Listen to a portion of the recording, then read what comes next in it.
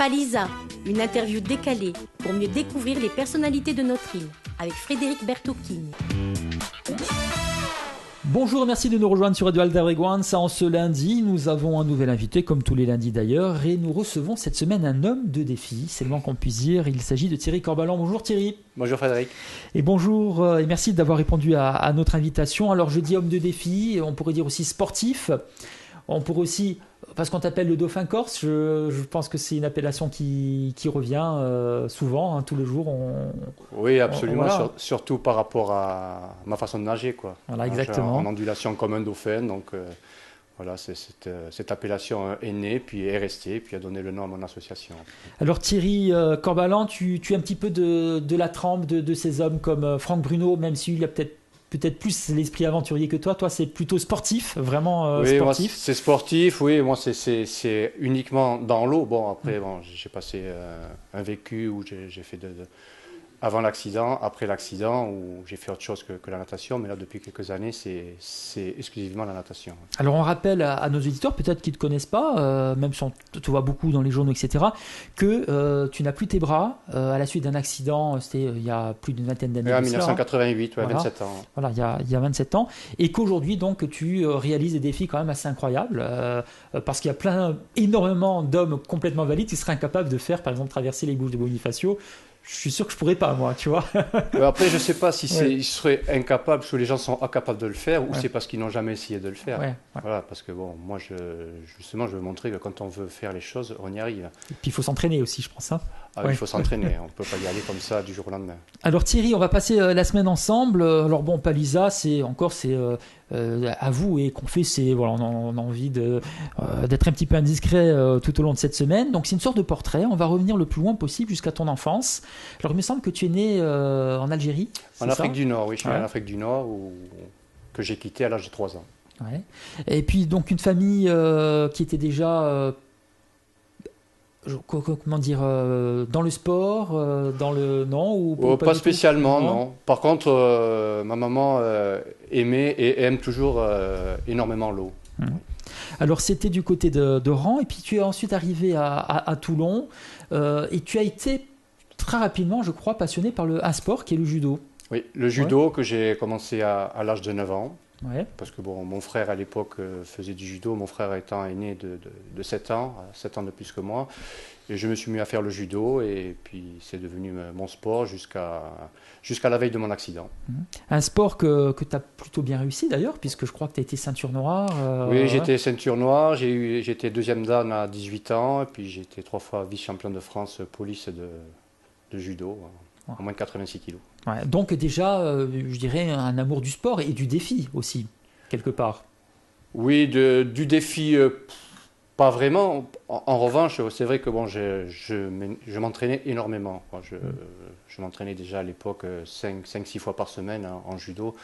Donc j'avais déjà une boulimie du sport. Oui. Donc tu as intégré l'école de police, etc. Et puis tu en parles sur ton site ou sur ton blog le 23 mai 88, un accident.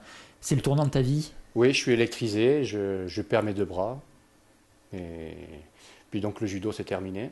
Ouais, parce que c'est vrai que le judo, bon, les bras... oui, parce que les kimonos à manches courtes, ça n'existe pas. Donc j'étais obligé d'arrêter le judo. Et puis voilà, puis ça m'a permis de me dire que même sans bras, la vie peut continuer. Puis donc je me suis orienté à l'époque sur la course à pied.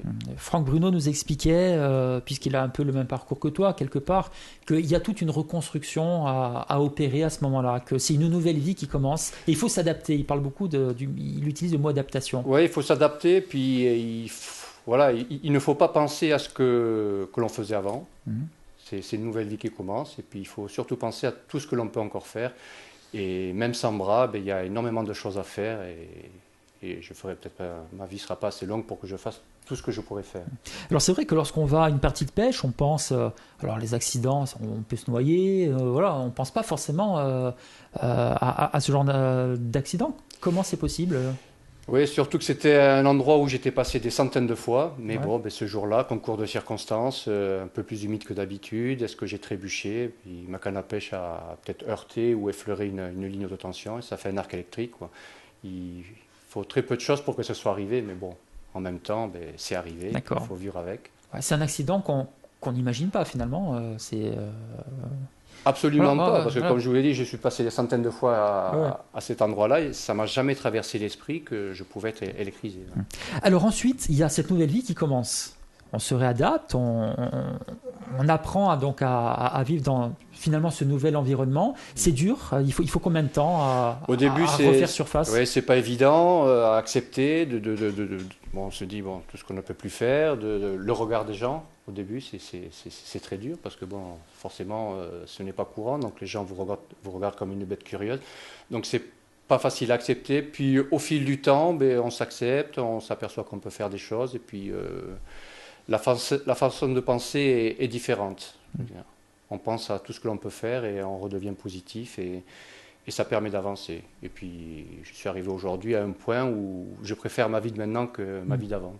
Oui, parce que finalement, c'est vrai qu'on peut aussi relativiser en se disant « j'aurais pu y laisser ma peau, quoi. J'aurais pu mourir. » Et là... C'est ça, je dis, bon, j'ai plus les bras, mais en même temps, il me reste mes jambes. J'aurais pu ne pas avoir ni les bras, ni les jambes, j'aurais pu y rester.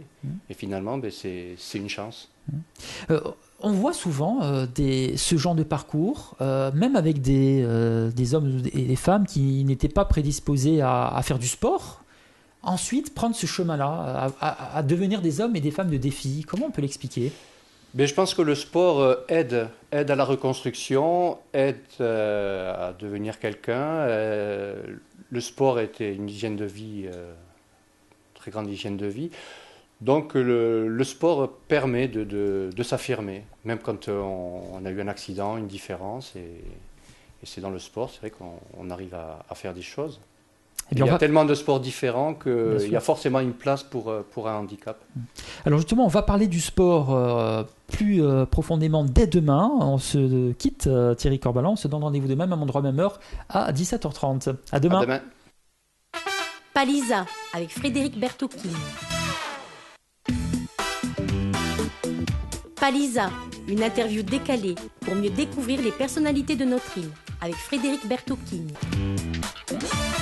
Bonjour, merci d'être avec nous sur Radio Alter Ego One, c'est 17h30 et nous nous retrouvons comme tous les jours de la semaine avec un invité dans Palisa. Nous recevons cette semaine Thierry Corbalan. Bonjour Thierry. Bonjour Frédéric.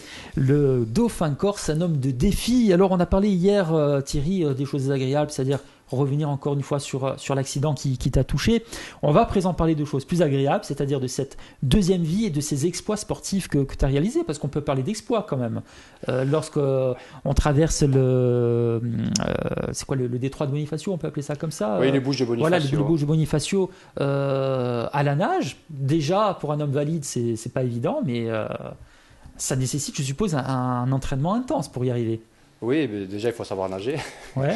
Non, et puis bon, ça demande un entraînement, mais après, à partir du moment où on se fixe un objectif, si on met tout en œuvre pour y arriver, il n'y a aucune raison de ne pas y arriver.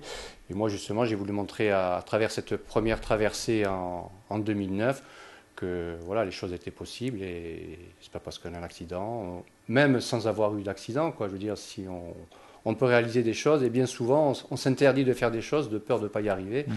Mais en définitive, on pourrait le faire si on le désirait vraiment. Et puis ça forge un mental peut-être, le fait de traverser une épreuve comme ça. Je me souviens de Franck Bruno avant de partir au Groenland avec toi et Pascal Olmeta. On en parlera cette semaine. Il me disait, j'ai aucun souci sur Thierry Corbalan, je sais qu'il va le faire. Par contre, pour le nageur, le médaillé d'or de natation, j'ai un petit peu plus de crainte. Ben, déjà, oui, c'est différent parce que bon, moi, j'ai l'habitude déjà de nager en mer. J'ai l'habitude de nager en eau froide puisque je nage toute l'année, même l'hiver, en eau froide, en maillot.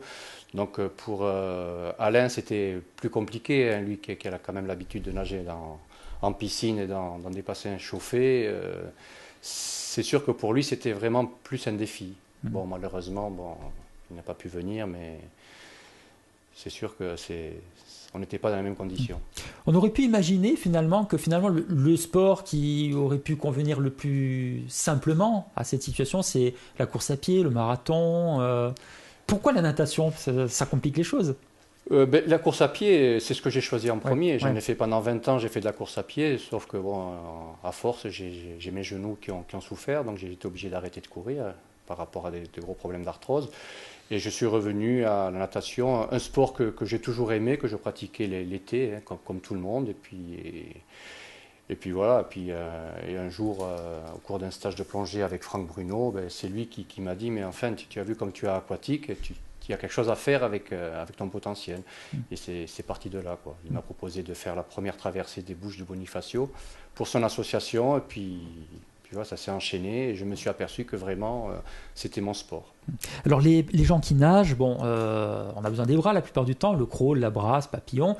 Est-ce que tu considères que tu as peut-être inventé une façon de nager? Absolument pas, non. Je me suis adapté à cette façon de nager. Parce que cette façon de nager existait, l'ondulation, la nage en monopalme. Et là, je me suis dit, bon, tu n'as pas les bras, donc autant aller vers cette nage, puisqu'on a besoin pratiquement que des jambes. Bon, les bras servent aussi pour les gens qui nagent en monopalme. Les bras leur servent de support quand même, mais c'était quand même la plus adaptée à mon handicap. D'accord, oui, donc effectivement, c'est une nage qui existait déjà. Donc là, tu parles de monopalme. Est-ce qu'on peut avoir des précisions là-dessus? Finalement, on fait le corps ne fait qu'un, un peu comme un dauphin. C'est une seule palme, voilà, c'est une seule palme. Oui. Donc les deux pieds sont attachés, et donc il n'y a pas de battement, c'est un mouvement comme la queue du dauphin. Oui. Voilà, donc et là, moi, je me suis aperçu que finalement, c'est en nageant comme ça que j'étais le plus efficace. D'ailleurs, avant d'opter pour la monopalme, je nageais avec des bipalmes, mais en adoptant cette nage quand même. Parce que forcément, si il y a un battement avec les deux palmes, il y a peut-être un équilibre à trouver qu'on a du mal si on n'a plus de bras, peut-être. Il y en a moins de puissance, parce que bon, en nage avec palme, je veux dire, les bras, c'est quand même... Bon, en natation normale, c'est 80% les bras qui font avancer en natation normale. Bon, après, avec des palmes, ça s'inverse un peu, mais il y a peut-être 50-50, quoi. Donc moi, j'ai toute ma propulsion avec les jambes. Donc, autant que j'ai une palme qui soit un peu plus large. Et à quel moment tu as découvert ça? En tout cas, tu as eu envie de relever des défis, aller au-delà du simple plaisir d'aller nager dans la mer? Mais comme je l'ai dit tout à l'heure, c'est Franck Franck, au cours d'un stage, qui s'est aperçu que j'étais aquatique. Puis j'avais déjà fait une petite compétition sur Ajaccio avec des nageurs valides où je m'étais quand même pas mal classé. Et voilà, et Franck m'a proposé de traverser les Bouches de Bonifacio, chose à laquelle je n'avais moi-même jamais pensé. Et du coup, j'ai fait cette traversée pour son association, et je me suis aperçu que finalement j'avais traversé les Bouches de Bonifacio, et ça avait été assez facile, parce que je m'étais quand même entraîné, et puis à partir, j'ai dit, après tout, tu pourrais essayer de faire un peu plus. Et tous les ans, j'ai essayé de faire des traversées un peu plus longues. Alors l'association de Franck Bruno, c'est Bout de Vie. On en profite pour redonner le nom du site, www.boutdevie.org. Et puis là, ensuite, il y a donc la traversée en 2009 et la traversée en 2010 des Bouches de Bonifacio. En 2010, vu que là, en 2009, j'avais pas trop souffert, je me suis dit, pourquoi pas essayer de faire l'aller-retour. Et en 2010, j'ai fait l'aller-retour des mêmes Bouches, donc j'ai fait 32 km, toujours pour l'association de Franck. Ouais, c'est assez impressionnant, 32 km, surtout que c'est pas un endroit où on dira que la mer est d'huile. Oui, la mer bougeait, puis il y a du courant. Oui, exactement. C'est surtout le courant qu'il faut gérer. Mais bon. Donc ça, ce sont quand même des gros défis. Donc au profit de l'association de Franck Bruno, puis ensuite il y a eu ton association à toi. En 2012, je décide de créer mon association pour pouvoir moi aider déjà par mes défis moralement les personnes malades, handicapées, et puis pouvoir les aider matériellement. Donc je crée mon association, et puis je fais mon premier défi pour mon association, c'est relier l'île d'Elbe à la Corse. D'accord. Donc 60 km. Alors on en parlera demain, on se quitte Thierry. Moi je suis vraiment admiratif, ça me semble fou, 60 km dans l'eau comme ça à nager, en tout cas c'est bien de repousser les limites, et finalement on se rend compte que j'ai l'impression que c'est vrai qu'il y a le corps, mais tout vient du cerveau finalement, du mental dans ce genre d'épreuve. Oui, si on décide de faire les choses, comme dit souvent Franck, on ne repousse pas ses limites, on les découvre. Oui, exactement. Allez, on se donne rendez-vous demain, Thierry, pour poursuivre cette discussion. À demain. À demain. Palisa, avec Frédéric Bertocchini. Palisa, Une interview décalée pour mieux découvrir les personnalités de notre île avec Frédéric Bertocchini. Bonjour et bienvenue sur Alta Breguanza, il est 17h30, nous sommes mercredi et comme tous les jours de cette semaine à la même heure, nous partageons un petit moment avec un homme de défi, le dauphin corse qu'on connaît bien chez nous, Thierry Corbalan. Bonjour Thierry. Bonjour Frédéric. Et merci de passer cette semaine avec nous. Hier donc on a beaucoup parlé de la natation, le fait de traverser les bouches de Bonifacio. Alors, dans un sens et dans l'autre aussi, hein, on a vu 2009-2010. Alors, à chaque fois, on se demande pourquoi ne pas aller plus loin. Est-ce que c'est possible? Et pourquoi pas l'île d'Elbe? Ben oui, parce que finalement, même l'aller-retour des Bouches de Bonifacio, j'y suis arrivé assez serein. Donc, je me suis dit, tu peux faire plus. Donc, pourquoi pas essayer? Ouais. Et ça, alors En 2012, je me fixe ce défi de relier l'île d'Elbe à la marine de Cisco. Et 60 km. Donc là, je savais que j'allais forcément être obligé de nager de nuit, puisque le temps va être assez long. Donc j'ai adapté mes entraînements. Je me suis entraîné de nuit, j'ai fait des entraînements un peu plus longs. Et là, j'ai tenté une première traversée le 1er septembre 2012. Qui a dû être avorté au bout de 33 km à cause de la météo. Oui, il y a eu de mauvais temps, on s'en souvient. Il y a eu du mauvais temps, il y avait des éclairs, enfin, ça devenait vraiment dangereux. Le kayak s'est retourné 3 fois. Bon, mais tu as accompagné Oui, j'ai un bateau, mais j'avais un accompagnateur kayak qui me donne la direction. Parce que, en plus de nuit, pour se repérer, c'est pas évident. Donc, avec le vent, il s'est retourné 3 fois. Donc, on a été obligé d'avorter au bout de 33 km. Et un peu plus de la moitié du parcours. Oui. Et puis là, c'était vraiment bien, quoi. C'était, à la limite, c'était plus difficile pour les gens sur le bateau et pour le kayak que pour moi dans l'eau, quoi.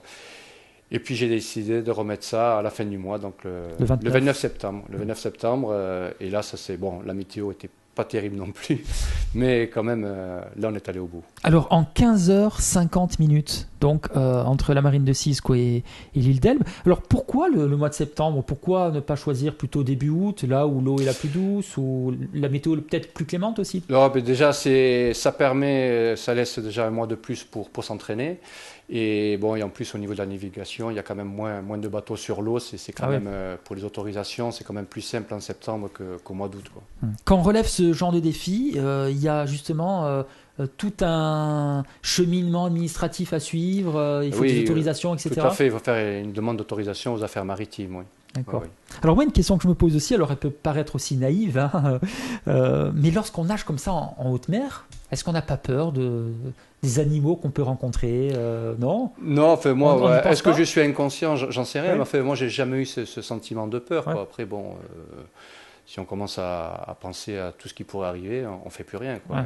Mais en même temps, on a plus de chances de se faire renverser par une voiture sur la route qu'il arrive quelque chose en mer ou croqué par un poisson. Parce que c'est vrai qu'il y a un peu de tout dans la mer. Finalement, il n'y a pas de requin mangeur d'hommes, ça on le sait. Mais ça me fait d'y penser. Est-ce qu'au moment où on nage, on pense quand même à ce qu'il y a en dessous? Non, pas du tout. Moi, le seul truc qui me préoccupe, c'est les méduses. Ce sont les méduses. Les méduses, ouais. Parce que c'est la seule chose qui peut venir et qui peuvent venir vous pourrir la traversée, quoi. C'est les méduses. Ouais. Et lorsqu'on nage pendant 15h50, est-ce qu'on fait des pauses ou est-ce que c'est un effort constant Non, je m'arrête environ toutes les heures pour boire, pour me ravitailler. Mais évidemment. Quelques secondes. Hein. Mais non, c'est un effort constant. Mais en même temps, ce qui paraît bizarre, c'est que je ne vois pas le temps passer, quoi. Ça paraît, pour les gens je pense qu'ils sont sur le bateau, ça paraît long. Mais moi, dans l'eau, je suis dans mon monde, je vois pas le temps passer. Et forcément, on pense à des choses. À quoi on pense à ce moment-là? Des choses de la vie, à la traversée, à la famille, à tout, on pense à tout. Enfin, je me chante des chansons. Ah ouais? Mais oui. C'est incroyable. Ce qu'il y a de sûr, c'est que, comme on le disait hier, c'est le mental qui fait tout là pour aller au bout, hein, parce que 15h50 de surtout sur la fin, parce que la fin, en plus, cette traversée-là, on avait dérivé, donc j'ai fait les 15 derniers kilomètres à contre-courant, donc j'avançais presque plus, donc là, c'est vraiment le mental qui fait continuer. Ouais. Il y a près de 60 km entre Cisco et il y avait 52 km au plus court, Mais voilà, du coup, on a dérivé. Du coup, on a dérivé et on a fait 8 km de plus, quoi. Dans les 60 km, donc on tient compte du surplus qu'on a Oui, nagé voilà, oui, par rapport à... ça, c'est ce qui a été marqué sur le GPS, quoi. D'accord, ce qui a été marqué sur le GPS. Ouais. Alors, est-ce qu'on pourrait faire mieux? Est-ce qu'on pourrait, je pense, pourquoi oui. pas battre le record? Oui, Non. mais enfin, en même temps, j'ai pas fait ça pour faire un record. C'est pour le Moi, faire. c'était en plus, je voulais faire quelque chose en Corse, donc je cherchais un peu des îles qui étaient un peu distantes. Après, ce n'est pas un record. Je pense que si vraiment je me mettais dans la tête de faire plus long, je pense que ça serait possible. Mais enfin, bon, ce n'est pas au goût du jour. Est-ce que c'est un parcours qui a été réalisé par des nageurs valides avec leurs bras non, je pense pas. pas. On ne sait pas. Non, mais en même temps, hein. c'est quelque chose qui n'a jamais été pensé, que personne n'a voulu faire. Et puis, en même temps, moi, j'ai jamais fait ça pour être dans un livre de record quelconque. J'ai fait aucune démarche pour que ça soit inscrit dans un livre de record, quoi. Donc, c'est pas pour faire un record. C'était symbolique. Voilà, c'était l'île d'Elbe, Napoléon, la Corse. Voilà, c'était plutôt symbolique. Alors, il y a eu aussi le Groenland, mais ça, on en parlera dans notre émission de demain, parce que ça aussi, c'est un sacré numéro quand même. On en parlera demain, parce que là, c'est un contexte particulier. Mais sinon, la prochaine étape, c'est quoi? Est-ce que tu y penses? Non? Mais la prochaine étape, je vais la faire avec 2 amis, puisque au mois de septembre, on va faire le tour de Corse à la nage non-stop, en relais. Donc ça sera le prochain. Ça aussi, c'est un sacré défi, parce que bon, ça fera quand même 500 km, et savoir qu'on va nager 8 heures par jour chacun, quoi. Donc là, c'est un relais. jour et demi aussi. Il y en a un qui se repose pendant que l'autre nage. Voilà, il y en a toujours un qui nage et 2 qui se reposent. 3 donc. Hein, on est 3. Bon. Et 3 kayakistes qui se mettront devant pour nous donner le chemin. Ben, on va parler de ce nouveau défi, donc ce sera au mois de septembre demain. On parlera aussi de Groenland parce que ça m'a vraiment fasciné lorsque Franck et Pascal Lemaitre m'ont raconté cette histoire. On en parlera donc demain, même endroit, même heure, à partir de 17h30, ça demain. À demain. Palisa avec Frédéric Bertocchini. Palisa, une interview décalée pour mieux découvrir les personnalités de notre île avec Frédéric Bertocchini. Bonjour, vous êtes sur Radio Alta Brégoine, ça est 17h30, nous sommes jeudi et nous poursuivons notre série d'émissions avec notre invité cette semaine, Thierry Corbalan. Salut Thierry. Bonjour Frédéric. Le Dauphin Corse, un homme de défi et un sportif de haut niveau, on peut le dire quand même Thierry. Je sais pas, oui. Quand même. Ouais, je fais 1m80, ouais. C'est ça. Non, mais quand même, nager de 6, quoi, l'île d'Elbe, 60 km en 15h50, il faut le faire. Et puis, les Bouches de Bonifacio, on l'a dit également. Et puis, on a commencé à parler hier, Thierry, du prochain défi. Donc, c'est un Tour de Corse à 3. Donc, c'est un relais. Oui. Donc, j'ai oublié la date, par contre. Ce sera... Mais la date, ça sera mi-septembre. On n'a pas fixé de date, puisque c'est la météo qui va décider quand on va partir. Mais c'est prévu pour mi-septembre. Alors, il y a... Bon, là, on est très... C'est 60 km de l'île d'Elbe 6. Quoi. Ouais. Vous avez prévu ça en combien de jours? En une semaine. Oui, on se fixait une semaine à peu près. Ouais. D'accord. Alors, pendant qu'il y en a un qui nage, les 2 autres se reposent. Oui. Essayez de se reposer. Essayez de se reposer. Il y a un bateau qui va vous suivre? Oui, on aura un bateau accompagnateur, un catamaran certainement, puis 3 kayakistes, qui se relayeront aussi, parce qu'il y aura toujours un kayakiste devant le nageur pour donner la direction. D'accord. Donc, on ne met pas pied à terre pendant au moins une semaine. Non, on reste en mer. On reste en mer. Donc, un sacré défi quand même. Alors, qui va t'accompagner sur ce défi? Qui va être avec toi? Les 2 autres il y a Jean-Luc Casini, qui est pompier professionnel, et puis Stéphane Ouchiat de France Télévisions. Oui, Stéphane, très bon nageur. On lui souhaite du courage aussi. Très peu de gens le savent, mais c'est un très, très bon nageur. D'accord. Donc, ce sont des personnes qui sont valides. Les 2 autres sont 3 valides. Nous sommes 3 valides. Oui. Parce que je ne me considère pas comme une personne. Mais eux, ils vont s'aider des bras pour. Eux, ils vont nager en bipalme. Ils ne vont pas adapter ton. Non, eux, ils nagent comme ils ont l'habitude, en crawl avec des palmes. Oui. D'accord. Bon, mais c'est un défi dont on parlera. Alors, j'ai hâte de voir Stéphane Ouchiat en combinaison se jeter à l'eau. Alors, c'est l'occasion justement de parler du Groenland, parce qu'on avait hâte aussi de voir Pascal Lemaitre dans les eaux là-bas avec les icebergs. C'est Franck Bruno qui, oui. Oui, non, mais il a fait. Il a fait. En combi, mais il a fait. Il s'est quand même mis dans l'eau. En combi, toi aussi, quand même, au Groenland. Non, j'ai nagé un jour en combi et j'ai nagé en maillot. Oh là là. On va en parler justement, c'est fou quand même. Moi, ça me semble dingue quand même. Donc le Groenland, donc je sais pas combien température négative, je suppose. À l'extérieur, il faisait moins 15 et l'eau était à moins 1,6 degrés. Ouais. Parce qu'à savoir que l'eau de mer gèle à moins 1,8 et elle commençait à dégeler. Là. Alors on rappelle, je crois que c'est Pascal Olmette qui avait organisé Oui, avec son pensé tout ça, association. avec son association. Oui. Justement, on avait amené aussi 2 enfants en rémission de cancer. Voilà, donc encore une fois, la main sur le cœur, hein, Pascal Olmette, qu'on embrasse vraiment chaleureusement. Alors l'objectif, c'était de traverser une petite baie finalement, parce que là on peut pas nager. Non, c'était de nager, voilà, c'était de montrer aux Groenlandais qu'on pouvait tomber à l'eau et ne pas mourir, parce que pour eux c'est une cause de mortalité énorme. Ouais. Quand ils tombent à l'eau, en général, ils meurent. Donc c'était de leur montrer qu'on pouvait tomber dans l'eau là-bas et puis survivre. Alors l'eau négative, il fait moins 15 degrés. Bon déjà, le simple fait de se mettre en maillot à moins 15, il faut une préparation. Est-ce qu'il y a une préparation particulière dans un congélateur? Je ne sais pas, se baigner en plein hiver Non, moi je me suis entraîné en mer. Bon, comme tous les ans, je m'entraîne en mer, je nage en maillot tout le temps. Et j'ai fait des entraînements plus spécifiques dans la rivière. Voilà, donc j'ai nagé dans la Gravonne, j'allais régulièrement nager dans la Gravonne qui était à 4 degrés. Ouais. On se rapproche. Donc on se rapprochait, mais enfin, il manquait encore un petit peu pour arriver à moins 1. Bon, la Gravonne, il y a aussi l'Aristonica en plein mois de janvier. Je suis monté à l'Aristonica aussi. L'eau était à 4 degrés aussi. Ouais, voilà. Ah, c'est la même température, parce que là, c'est la fonte des neiges. Là, c'est vraiment... C'est très froid. C'est très froid, puisque j'ai eu l'occasion lorsque j'étais étudiant, je mettais les pieds 10 secondes et j'ai sorti rapidement à cette époque de l'année. Et toi, tu arrives et on a un chronomètre pour voir combien de temps on peut rester dans l'eau à cette température. Comment ça se passe?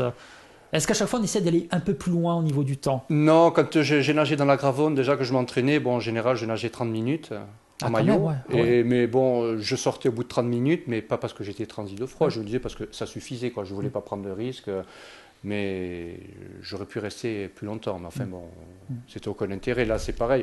Je n'ai pas fait ça pour faire un record, pour rester le plus longtemps possible, quoi. Alors, on sait qu'il y a un pêcheur islandais, c'est une histoire qui me vient comme ça, c'est un fait divers, qui était tombé à l'eau, il était parti d'une partie de pêche, il était tombé à l'eau, il avait réussi à nager pendant des heures et des heures et des heures dans une eau glaciale. Et on s'était rendu compte après coup que certains hommes peuvent mieux s'adapter à cette situation de grand froid dans l'eau que d'autres. Oui.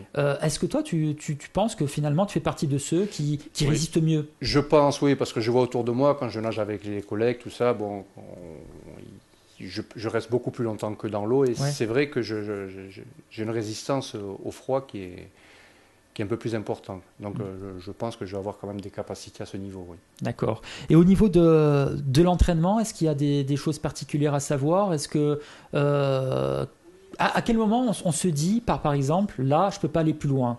Quand on a froid. Quand vraiment on a froid, si on commence à trembler, Enfin, on a froid tout de suite quand on rentre dans de l'eau. Au début, c'est normal. Je veux dire, moi, quand je me mets à l'eau tous les matins, j'ai une barre sur le front, ce qui va durer 2-3 minutes. Et puis après, une fois que j'ai commencé à nager, je sens plus le froid, quoi. Mais au début, c'est normal quand on rentre dans une eau froide. Mais après, maintenant, quand le temps passe et qu'au bout de quelques minutes, on a froid, si on commence à trembler, là, il faut pas insister. Il vaut mieux arrêter. D'ailleurs, c'est ce que j'ai fait au Groenland quand j'ai nagé en maillot.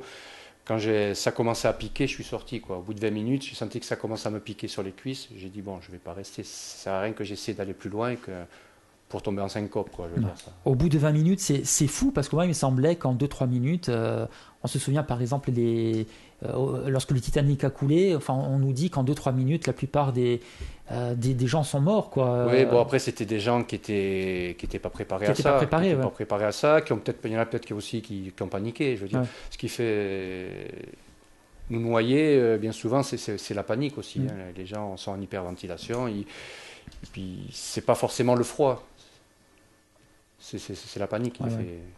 Ça a sans doute peut-être aussi parce que je pense que le corps lui-même, il peut arriver à résister, quoi. D'ailleurs, on ne s'imagine pas ce que le corps est capable de faire, quoi, si on lui en donne la possibilité. Alors, tu nous disais au cours de cette semaine que lorsque tu nageais entre la Corse et l'île d'Elbe, par exemple, tu te chantais des chansons dans la tête, tu ne pensais pas à ce qu'il y a en dessous. Ah, pas du tout. Lorsqu'on est au Groenland, au milieu des icebergs, là, il y a aussi une faune peut-être un petit peu plus hostile, je sais pas. Est-ce qu'on pense aussi à ça? Ah non, j'ai pas du tout pensé à ça. Non. J'ai pensé surtout à admirer les icebergs, regarder de dessous, parce que on s'imagine pas, quoi. Je veux dire, on voit ce qui est hors de l'eau, mais on ne s'imagine pas ce qui est dessous. Et c'est vrai, bon, c'est fabuleux, quoi. Et ça fait pas peur de voir ces masses ça doit être assez impressionnant quand même. Ah oui, c'est majestueux. Oui, ouais. Et tu as traversé la baie entièrement ou... Non, j'ai nagé, c'est pas une baie, non, j'ai nagé un petit peu, mais sans trop m'éloigner, parce que il y avait Franck et Nicolas Dubreuil qui me faisaient la sécurité, donc je pouvais pas trop m'éloigner non plus, parce que si je pouvais pas. Puis à savoir que il y a de suite vite 200 300 mètres de fond, quoi, donc donc je restais à proximité, je faisais des allers-retours, quoi. Je faisais des 50 mètres en aller-retour. Et un petit mot avant de se quitter sur Pascal Olmette, est-ce qu'il reste dans l'eau aussi longtemps que toi? Ah non, pas du tout. Non, là, pour lui, pour le coup, c'était un vrai défi. Oui, c'était un vrai défi. Il est resté combien en combinaison, je suppose? Il était en combinaison, il a dû rester une quinzaine de minutes, avec une combinaison étanche. C'est quand même pas mal. Et même les enfants, on a amené 2 enfants qui se sont baignés aussi, en combinaison. Oui. Et là, je suppose que les habitants de cette petite ville du Groenland devaient vous regarder, parce que pour eux, ils font pas ça. Ah oui, là, pour le coup, ils étaient... Ils se disent, ils s'en foutent, là, mais qu'est-ce qu'ils viennent faire, là? Ils se demandaient qu'est-ce qui arrivait. Non, ils étaient très surpris. On se quitte, Thierry Corbalan, on se donne rendez-vous demain, le dernier jour de la semaine. On se quittera avec le J'aime pas. À demain. Ok, à demain. Palisa avec Frédéric Bertocchini. Palisa, une interview décalée pour mieux découvrir les personnalités de notre île avec Frédéric Bertocchini. Bonjour et merci de nous rejoindre sur Alta Briguanza en ce vendredi, il est 17h30. Dernier jour de la semaine pour notre émission avec notre invité cette semaine, Thierry Corbalan. Bonsoir Thierry. Bonsoir Frédéric. Le dauphin corse qui nous a parlé de ses défis tout au long de la semaine. Le prochain, tu nous l'as dit hier, ce sera donc le Tour de Corse. Oui. Ce sera au mois de septembre prochain, vers la mi-septembre à peu près. Donc en relais, vous serez 3 à nager autour de notre île. On en parlera ça sera évidemment. pour 2 associations. Oui. Alors on peut les citer aussi, les Oui, associations. donc l'association, c'est l'œuvre des pupilles des pompiers, Ouais. puisqu'il y aura un ami pompier qui va nager avec moi, puis l'association, le dauphin corse. Ton association, oui. D'accord. Donc ce sera à la mi-septembre, on en parlera évidemment dans notre radio. Alors, on va se quitter aujourd'hui avec le j'aime pas. C'est une tradition depuis toutes ces années que je réalise cette émission. J'aime ou pas, Thierry, et on a un petit commentaire derrière. Aimes-tu ou pas l'équipe de France de football? Pas spécialement. Non. Pourquoi? Je ne suis pas spécialement, parce que le foot, depuis quelque temps, c'est un sport que je suis un peu moins par rapport à... Ton mentalité qui est à l'intérieur? Mentalité, oui, ce qu'on a vu en Afrique du Sud, c'est vrai que ça a un peu été la cause, et puis le business qui tourne autour, quoi. Je trouve qu'on en fait un peu beaucoup, quoi. Alors, on a passé cette semaine ensemble, Thierry, tu nous as raconté des choses incroyables. Enfin, pour moi, ce sont vraiment des exploits sportifs que tu réalises dans des conditions quelquefois extrêmes. Quelque part, lorsqu'on voit un joueur de football, on lui tire le maillot, il se jette par terre en se roulant de douleur. Est-ce que ça t'énerve pas? Est-ce que ça va pas à l'encontre de tout ce que tu as envie de montrer, toi, dans ta vie aujourd'hui? Absolument. Moi, c'est un truc, moi, qui m'énerve quand je vois quand il joue la comédie, quand on fait exprès de tomber pour faire siffler une faute. Ce manque de franchise, c'est quelque chose qui me dérange. Oui. Bon, on l'a bien compris, le foot, c'est pas ton dada. Aimes-tu ou pas le Groenland? Ah, j'adore. Ouais. Le Groenland, j'adore. Oui. Ah ouais. Ah oui. Et pourquoi pas y retourner un jour? Si j'avais l'occasion, je pense que j'y retournerais. Bon, après, c'est vrai que ça a quand même un coût pour aller là-bas. Ah ouais. Mais oui, j'ai adoré. Ouais. Nager au milieu des icebergs, c'est pas tout le monde en même temps qui fait ça. Oui, mais pas forcément pour nager au milieu des icebergs, mais le Groenland pour ce que c'est, quoi. Ouais. D'accord. Aimes-tu ou pas le marathon de New York? Oui, j'adore. Ouais. J'adore le marathon. Je peux plus en faire, mais j'aurais aimé le faire. J'ai jamais eu l'occasion d'y aller, mais c'est... Oui. Tu as eu l'occasion d'en faire d'autres de marathons, je suppose? Oui, j'en ai fait une dizaine de marathons. Oui. D'accord. Aimes-tu ou pas les débats politiques à la télé? Non, pas spécialement. Non, pas vraiment. Non. Ennuyeux, ok. Oui. Aimes-tu ou pas Teddy Riner? Oui. J'aime bien. Bon, déjà, c'est mon premier sport, le judo. Puis c'est un athlète complet. C'est le plus grand peut-être, judoka de tous les temps ou pas, non? Ou il y en a d'autres? Je ne suis pas spécialiste en la matière. Je pense, pour moi, c'est le plus grand. J'en ai connu des grands parce que j'ai eu la chance de m'entraîner avec Yamashita, qui à mon époque était le plus grand judoka de tous les temps. Mais je pense que Teddy Riner, oui, pour moi, c'est le plus grand. David Douillet, non, c'est pas ce niveau-là. Hein, mais David Douillet aussi. Pas mal aussi, hein, ouais. Oui, non, très bon judoka, David Douillet. Mais je pense que Teddy est légèrement au-dessus. Hein. D'accord. Tu nous disais en début de semaine que ta deuxième vie, finalement, te convient plus et te plaît plus que ta première, avant ton accident. Mais est-ce que quand tu penses au judo, ça restera pas quand même finalement un petit regret pour toi, sachant que tu étais déjà ceinture noire deuxième dan à 18 ans, etc. Non, mais c'est une autre vie, comme on a dit. Maintenant, c'est une autre vie. Je suis passé à autre chose et je vis pas avec le passé. Non, je vis avec le présent. Aimes-tu ou pas, Thierry Corbalan, la vie en Corse? Ah oui, j'adore. Ah oui, je suis tombé amoureux de la Corse en 2004, parce que je venais du continent. Je suis venu visiter un oncle qui était en phase terminale de cancer. Et quand je suis venu en Corse, je suis tombé amoureux. J'ai dit, c'est là que je veux vivre. Et t'es plus parti? Et j'ai fait une demande de mutation. Et 6 mois après, j'étais là. Et puis en même temps, on a des eaux qui sont pas si froides que ça, y compris l'hiver. Oui, et puis en parle plus, de la ça mer, correspondait à tout ce que j'aimais. Ouais, la mer, bon, à l'époque, je courais. Quand je suis venu, je courais. Donc, il y avait tout ce qu'il fallait. Quoi. D'accord. Aimes-tu ou pas, on va revenir à la télé, les séries télé américaines? Je sais pas si tu suis Walking Dead. Non. Non, toutes ces séries-là qui cartonnent. Hein. Mon épouse aime beaucoup, moi je regarde moins. Ouais. D'accord. Aimes-tu ou pas participer à des émissions de radio ou de télé, comme cette semaine par exemple, sur notre antenne? Oui, j'aime bien, ouais. Ça fait parler de l'association. Ouais. Ça fait un peu de pub, et puis c'est toujours bien aussi de parler, parce qu'on te sent passionné quand même, par ce que tu fais, par tes activités sportives. Ça fait c'est bien de le faire partager Exactement, aux autres. On le sent, en tout cas, on l'a senti cette semaine. Aimes-tu ou pas l'émission de télé Koh-Lanta? Je ne sais pas si tu suis. Là aussi, il y a une idée de défi quand même. Sans plus. Non. Je suis pas. Ouais. Non, je suis pas. J'en parle parce que Franck Bruno avait envisagé d'y aller à un moment donné. Toi, non. Hein, ce serait pas du tout. Moi, ça serait déjà compliqué. Hein. Ouais. Il faudrait qu'il me trouve une épreuve dans l'eau, c'est tout. Ouais. Enfin, on va se quitter là-dessus. Aimes-tu ou pas les Jeux Olympiques Paralympiques? Oui, j'aime les Jeux Paralympiques. Tout ce qu'ils font, c'est fabuleux. Mais moi, ce que j'aimerais, c'est qu'on arrive à les faire en même temps que les Jeux des Valides. Que les Jeux des Valides. Voilà. Parce que c'est sûr qu'on ne peut pas les mettre en concurrence. Mais ça serait bien qu'on fasse les Jeux en même temps, qu'il y ait les mêmes spectateurs. D'accord. Parce que malheureusement, il y a très peu de spectateurs par rapport à ce qu'il y a pour les... Et c'est pas la même médiatisation. C'est pas la même médiatisation. Ouais. Maintenant, donc ils auraient leur place avec les valides, je trouve. Maintenant, on voit par exemple là ce coureur sud-américain qui a eu des problèmes avec la justice d'ailleurs, courir avec une jambe en moins, me semble-t-il. On voit dans certains cas, ils sont admis avec les valides justement. Oui. Donc c'est preuve que peut-être il y a un rapprochement. Moi-même, l'année dernière, j'ai fait des championnats de nage je fais des championnats de natation et je nage avec les valides, quoi. D'accord. Bon, en tout cas. Pour la petite histoire, l'année dernière, j'ai fait les championnats de France de nage avec palme, mais j'ai été champion de France devant les valides. Ouais. Devant les valides. Oui.